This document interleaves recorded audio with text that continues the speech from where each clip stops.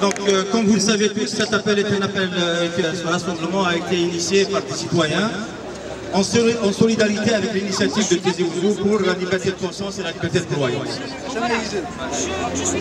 Donc cette initiative citoyenne, elle entend défendre la liberté de chacun, la liberté de chacune de se définir par rapport à sa conscience, par rapport à ses convictions.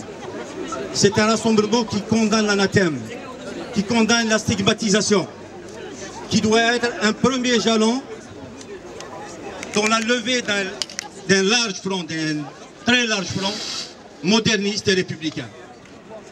Si on commence par imposer certaines vues, si on commence par des accusations, on ne pourra pas faire plus de pas que ce que nous avons fait jusqu'à présent. Or, les enjeux sont des enjeux majeurs. Aujourd'hui, vous tous qui êtes rassemblés ici, vous suivez le débat politique français. Vous vivez en France. Et vous savez que la France est une grande puissance.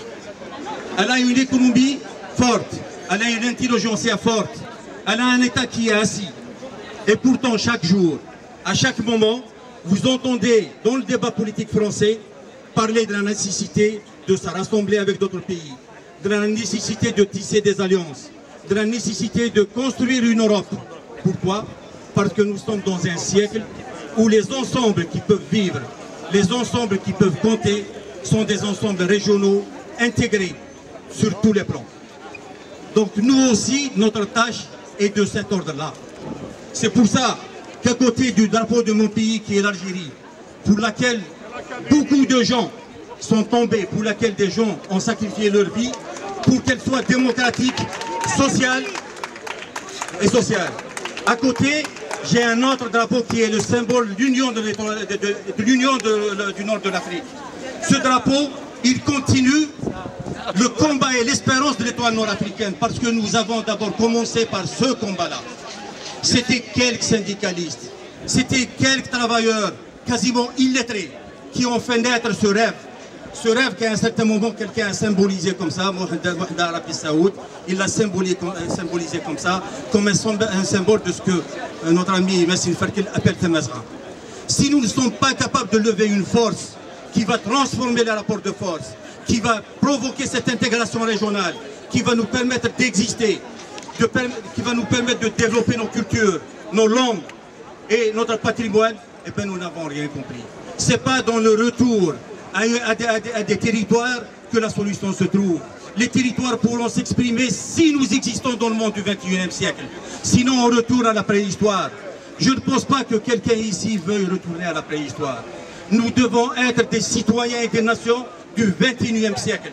Et dans ce XXIe siècle, ce qui compte, c'est la Chine, c'est les États-Unis, c'est la Russie, c'est le Brésil. C'est à ce niveau-là qu'on doit réfléchir. C'est à cette perspective qu'on doit réfléchir. Un mec, seuls les Kabyles sont responsables. Ça c'est un autre débat. Donc, chacun est libre de sa pensée.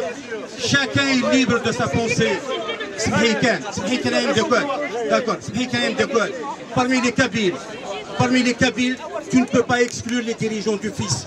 Parmi la catégorie Kabyle, tu ne peux pas exclure le premier responsable de la sécurité militaire. Parmi les Kabyles, tu ne peux pas exclure le chef du premier parti de l'administration qui est Ouihia. Parmi les Kabyles, tu ne peux pas exclure les affairistes, les mafieux. Donc c'est une catégorie qui n'est pas pertinente.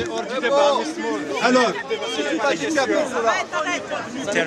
s'il vous plaît, vous pouvez être intolérant comme vous voulez, il n'y a pas de problème. Vous pouvez jeter les anathèmes que vous voulez. Moi je termine dans 2 minutes. 2 minutes. Notre sort,